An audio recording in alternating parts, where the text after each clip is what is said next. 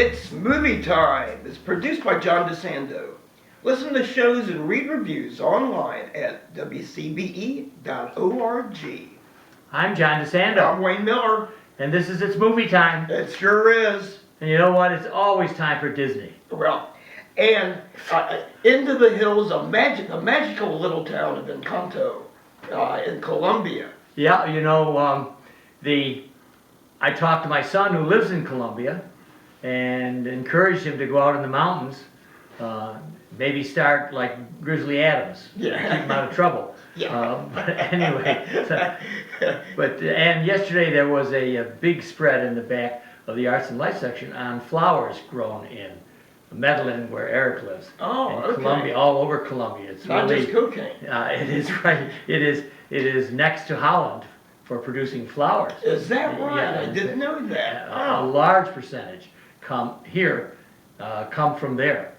So anyway, it's a colorful place. Well, and this movie, this computer animated feature, was colorful to the extreme. Encanto it's called, which actually means magic or something. Yes, yeah, magic place or something like that. Yeah. And we're this family escaping, it looked like a revolution or whatever, and they wind up there. The father's killed, and the mom raising three kids, and then the extended family. That was a little, for me, I enjoyed it. It was a little hard to follow sometimes, like who was related or married to whom. And you know, I did too, until I let myself go and say, look Yeah. this is just Disney filling its place with family. Yes. And yeah. And you're right, except when John Leguizamo's voice comes on. Yes, Bruno. Bruno, the black sheep of the family. Who is clearly different from everybody else. Yes. But then that's really in the Disney mode. You got an outsider, even Mirabelle. Yeah, is because she's the only one seemingly of her siblings or cousins that doesn't have like a magical power. Yeah. You know, the one sister built like a football linebacker. Yes, she's good. Strength, and then, but very emotional young lady. But then the rather vain, very pretty sister. Yes, who was going to get married. Yes, yep. Until Mirabelle mucks around. Yeah, Maribel.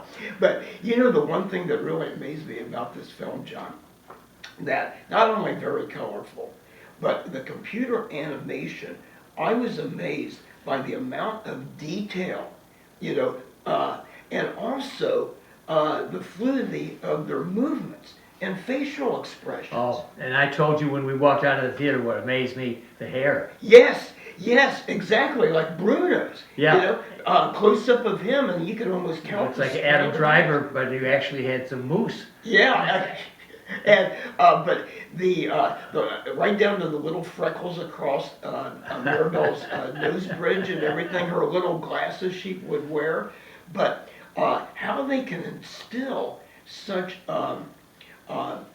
emotion, you know, a sense of emotion in these people with this computer animation.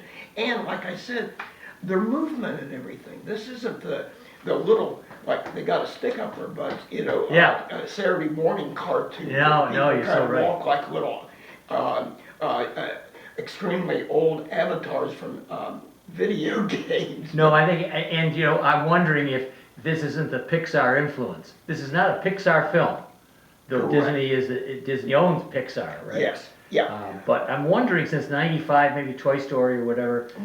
You know, Toy Story definitely was really one of the beginning ones dealing with that computer animation. But other ones like Shrek, you know, various other animated films that it really kind of spoiled us. It's kind of hard now to look at the little claymation figures like Rudolph the Red-Nosed Reindeer and others around Christmas time that were, of course, made back in the mid-'60s and stuff like that. So we're talking nearly 60 years ago. Definitely the technology has improved since then. Well, you know, this is one of the first ones, at least, that I recognize something. Yeah. That you might agree with me. There's no bad guy. No. And even the bad guys there that were chasing the refugees as they were crossing the river. Oh, yeah. But they're faceless. You know, there's really Yeah. not a lot of detail dealing with them. And this is where I want to kind of point out for the audience that it's not going to be a typical animated film that you would take little kids to, because there are some dark moments, you know, like when the dad stands up to these people and he's killed. But also, some kids would find it hard to maybe really kind of grasp the overall themes of it. No, and you're right. Now, there are some visible things that I believe only Maribel can see, which such as the cracking of the house and the streets and so on. Yeah.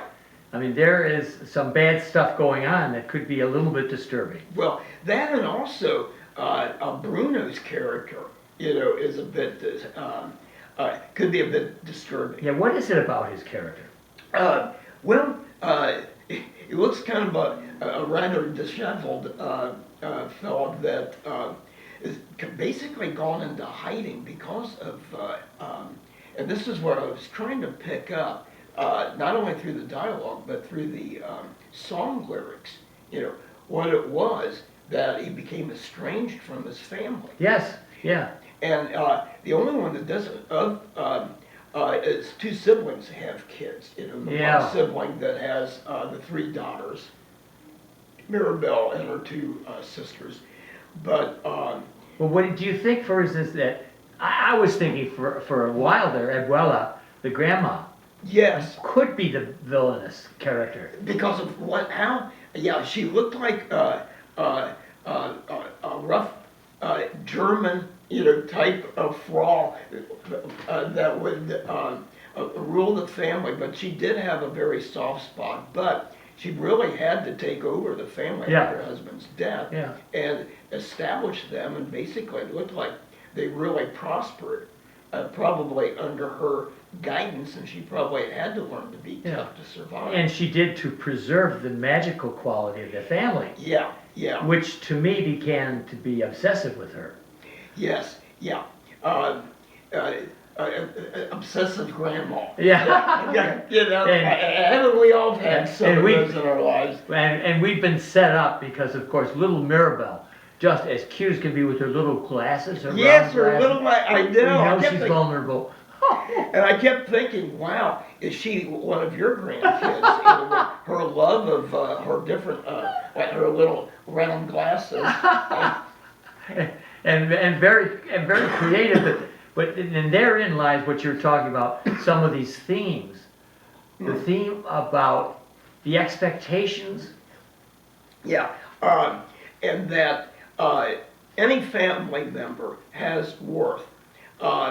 Even if they don't have magical powers. Yes. And I think that's what kind of drove Mirabelle, because, you know, she had, you know, these two sisters as well as others in the family that had powers, and she was really just your average everyday kid. Yes. You know, not a overly pretty type of girl like Anna or Elsa in the Frozen movies. Oh yes, good like one. that. Yeah. Because, and that was another good animated feature that kids like. And I think why kids like these so much, the music, you know, that's involved. Now there you go. Now here's something where I would have to be critical. Okay. And my criticism is that they're not playing up Lin-Manuel Miranda's role here in this film. When I Googled this film, it talked about music by, and there's this other name. So, but supposedly Miranda had a big part in this. Created several of the songs in Yes, and catchy little tunes. Yes, and lyrics always, as Miranda does, always, I think, meaningful lyrics with a certain bounce to them. He's just got a genial quality.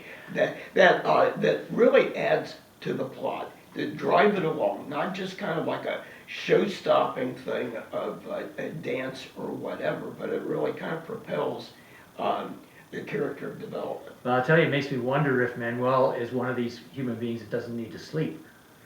Because, my gosh, how many the guy? In the Heights, Oh, When yeah. you take a look at what he's been involved in over the last couple of years, Yeah. it's unbelievable. Talk about somebody that exploded into our pop culture. Oh, You know, my of course, God, starting with Hamilton, but adding to that. Yeah. So it's maybe, you know, like one of those modern day people, like a Stephen Sondheim. Yes, who very good. recently died Yeah, and good known comparison. for his lyrics and things like that. But yeah, I would recommend this movie. All right, tell me, now why would you recommend it? I think because it's very colorful. It's a fun hour 45 minutes, something like that. You learn some family dynamics. We could all relate to dynamics in our family. For those of you ladies who fight with your sisters, yeah, here's a good one. But I think you're right. Time to get out to the theater and enjoy that big screen and that, as you said, that overwhelming color. It's called Encanto, Wayne Miller. Yep. Let's go down and visit Eric. I don't know. You're not ready yet. Yeah, not quite yet.